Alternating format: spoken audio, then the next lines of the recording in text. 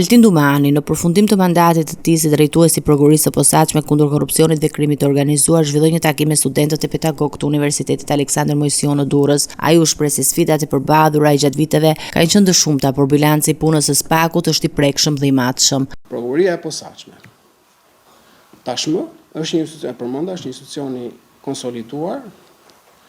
Gjithashtu ka maturinë e duhur, prokurorët kanë integritetin e duhur, profesionalizmin e nevojshëm dhe këto janë garancit që mua më bëjnë shumë optimist për të ardhmen e institucionit. Vlerësoj se ardhmja e institucionit do jetë e mirë, shumë e mirë. Ai bëri të ditur se gjatë drejtimit të tij SPAK ka ngritur akuza ndaj personave me peshë të rëndësishme politike, duke përfshirë kryetar bashkish, deputet dhe ministra. Sipas tij, kjo dëshmon angazhimin dhe efikasitetin e institucionit në zbatimin e ligjit.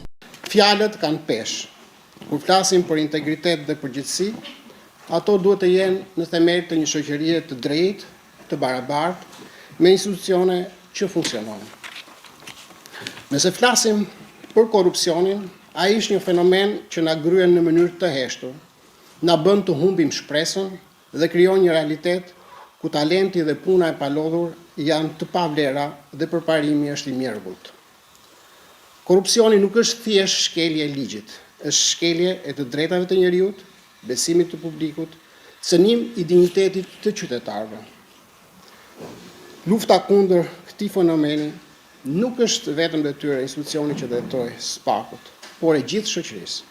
Nëse refuzohet ky realitet, atëherë njëherë është brenda jush do të gjeni edhe forcën për ta përmirësuar. Dumani u shpreh i kënaqur për arritjet e SPAK-ut dhe përgatitjet për dorëzimin e detyrës tek Lodian Brau, i cili do të udhëheqë prokurorin për 3 vitet e ardhshme. Ai shtoi se sfida për një sistem të pastër dhe të drejtë nuk përfundon me ndryshimin e drejtuesit, por kërkon vazhdimsi dhe angazhim nga të gjithë palët.